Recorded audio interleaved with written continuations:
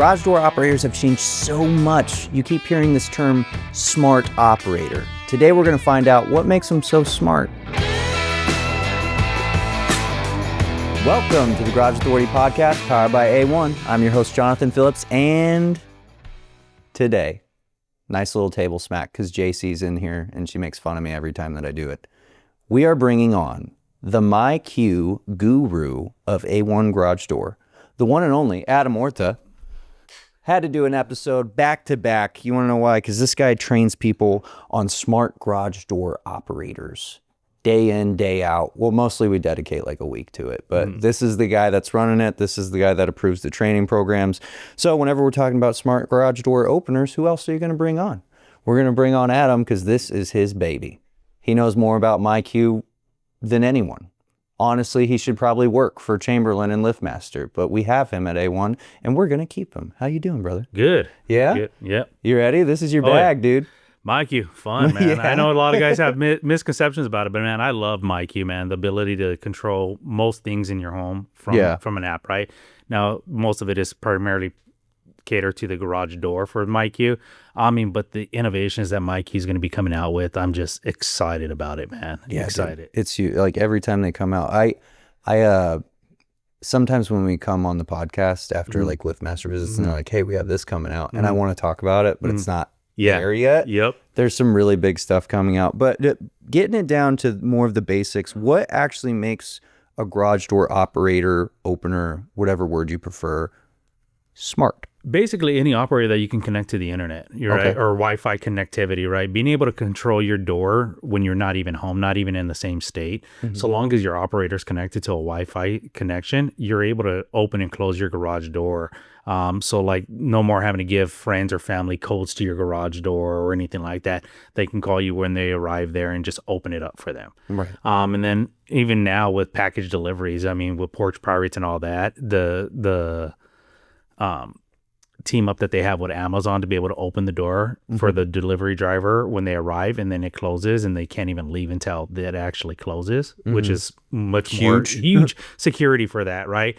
Especially for those who order a lot of packages from Amazon. Right. So now, what smart features do you feel like homeowners actually use? Because there's a bit of a spectrum of it. I got a guy that'll never hook it up. Yep. And then what do you feel like clients most often use when they get their smart garage door opener? The biggest one is the open and closing feature, right? Because if you're like me, sometimes I wonder, did I lock my truck when I'm walking around in the store, right? Now the ability to be able to look on your phone and see, yes, it is open still, and then we go ahead and close it. So that's obviously the biggest one. But now with most cameras or most operators having cameras on them as well, now they love that. They don't realize they needed that until they actually see it now. Right. And it's almost like, anything else, once you have it, it's like you don't realize you can't live without it. Right. One of the biggest things that I've fallen for, so in my car, and they've been around for a while, I don't have the newest car, but it's new enough to where it has into your side mirrors the sensors before I change lanes. Yes. Right.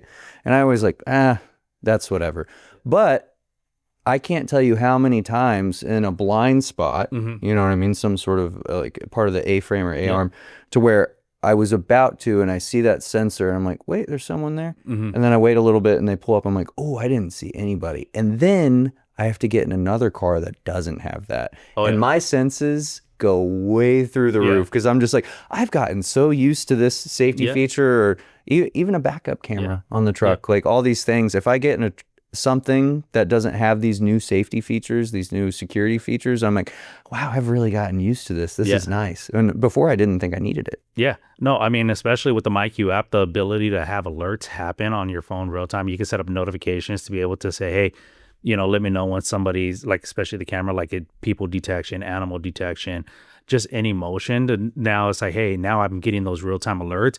But not only that, the ability to know when a door has been opened, right? Yeah. So you can sit there, you could be at work and go, why is my door open? Nobody should be home. And then you realize, oh, kids ditching school, they're at home right now, right? So it kind of actually becomes secondary security for parents with kids who do that, right?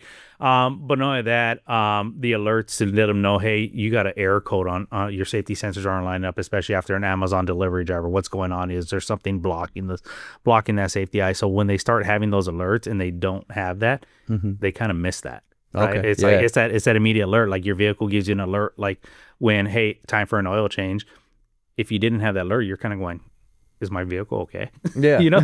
When did I change? I swear I wrote down the mileage last time. I didn't. Like nowadays with smart technologies, like we said with vehicles, they give you an alert when you're due for an oil change. Man, imagine 10, 15 years ago when you didn't have those alerts, you had a guess, like you said. Yeah. Now with the operators, it's so much easier to know when things are going on with your door. Yeah, a lot more hands off. Now, leaning a bit more into security, you were kind of talking about setting codes. You know, there's a lot more camera features out now. Would you mind going over what those are? Oh, some of the ones are like, MyQ has so many different cameras. They all look the same, but there's an outdoor mounted one where they can actually have, it's all weatherproof. The nighttime vision on that, because we have them hooked up in the academy even when the lights are out. I mean, it just looks like lights are on, honestly. I mean, it's really good night vision, so it really picks up really good detail. They have the magnetic garage door one, so you can actually place anywhere in the garage and angle it whatever way. And I'm not sure if I'm supposed to say this, but they're coming out with the ring door camera. They're like the ring door camera style, but the where when you push the button, it gives you an alert on your phone. I think it has a fingerprint scan too. They're coming out with that technology hopefully soon. Yeah. But right now it's hey, just like your normal ring, it just replaces your doorbell wire or your pre-existing doorbell. Hit that, and instead of just alerting you in the house, it actually alerts you on the app as well. So, hey, somebody's at your door. The video keypads is another big one that a lot of clients love as well, because it's getting full view of before anybody gets into their garage. Yeah. But it also has a call feature too. So if somebody's not home, they can actually call, and it'll give that alert to the whoever the home account owner is, I should say.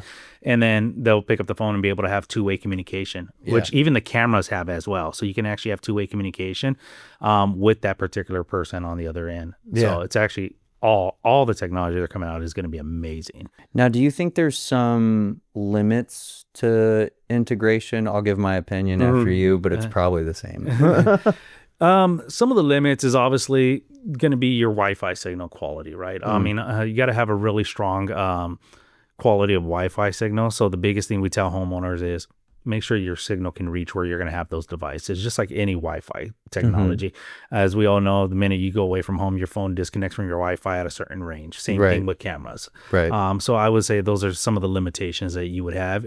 Not only that, snowbirds, when snowbirds think they can just leave for the summer and turn off everything, and they were like, hey, my MyQ is not working. Well, it's because you turned off your internet as well. So they got to understand that they have to have power and internet still connected to be able to work. So now, do you think that, you know, operators and how far they've gone, does that replace actual maintenance and good hardware on a door? Absolutely not. If anything, it makes if anything, it makes you more aware, more alert. You know, because how many times have you been in a garage where, you know, going in for the first time, you ask clients how much do they know about garages? Or, I know it opens and closes and that's it, right? So they weren't aware about the routine maintenance that needs to be done, but so it does help them out, right? It actually makes them more alert and more aware of the garage door, like, and what's going on with it. Yeah, so, especially that diagnosing portion. Yes. I always tell people, like, it's smart enough that it can tell you a lot of what's going on. If it says like momentary obstruction of safety eye, cool, you can go look at the safety eyes,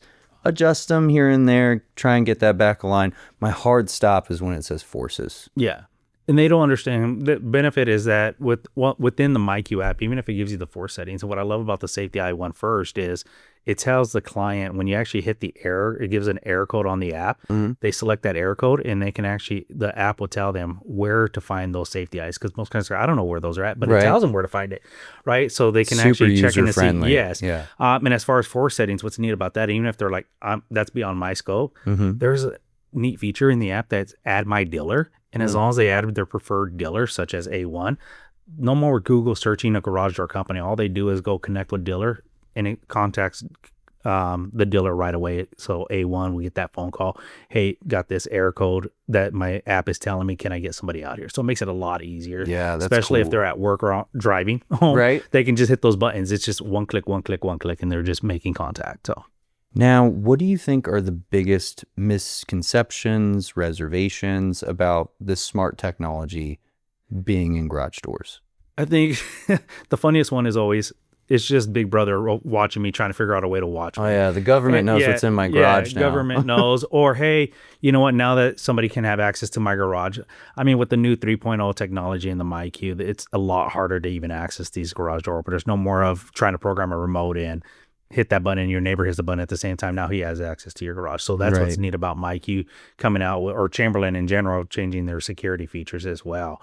But again, having that on the app, knowing what's going on with your garage door at what point in time, so much more better on the security aspect of it. So educating clients is like, hey, no, Big Brother's not out there to watch. Just like we tell our technicians, like, who wants a job sitting at a computer all day long besides Homeland Security of watching somebody, right? I don't think anybody wants that job. I wouldn't want it. You know, I think it's all, listen, you don't even have to hook it up. No. Because that was another resistance that I got is it a Wi-Fi motor? Yeah. It has that capability. Yeah. You don't have to hook it up if you don't want to use it. I think if you're going to pay that price for something, you should use all the bells and whistles if you consider them to be that.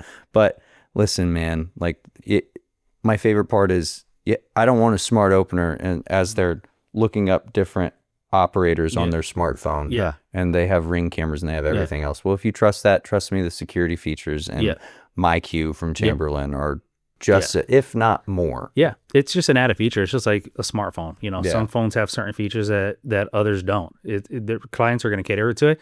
I think one of the funniest ones was senior citizens going, I'll never use the camera. I'll never use the Wi-Fi. It's great, but sometimes when I used to educate them is, don't you have friends or family members who like to actually check up on you? This is another way that they can help check up on you without bothering you and making a phone call every day. Right. They can actually help you out and like, hey, I'm not sure if I closed my garage door.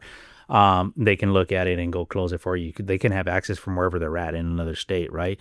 The other thing I used to present to seniors is it's a safety feature for you, because if you have friends or family member who have access to that for you from another state and an emergency happened, they can actually allow the medical teams in through the garage door without them having to damage your door and cost more money to buy a new door. Yeah. Right. So once I used to present that to clients, it was like, oh, that makes much more sense on the safety aspect of it. Security, hands off, all from one app. What more could you ask for? Oh, dude, I mean, I want everything from the app, but you know, we got to take it in baby steps. Little baby steps. But again, like I said, that's the benefit. The other thing, like you were talking about security, is schedules. You can set up schedules with the pins for the keypads, but not only that, for when they get to use it. So what I mean by that is, if you have somebody who comes by and walks your pets, they get a code only on specific days. So if they try to use it outside of that, that's a security for you to know that, hey, why are they trying to access that your garage when they shouldn't be, right?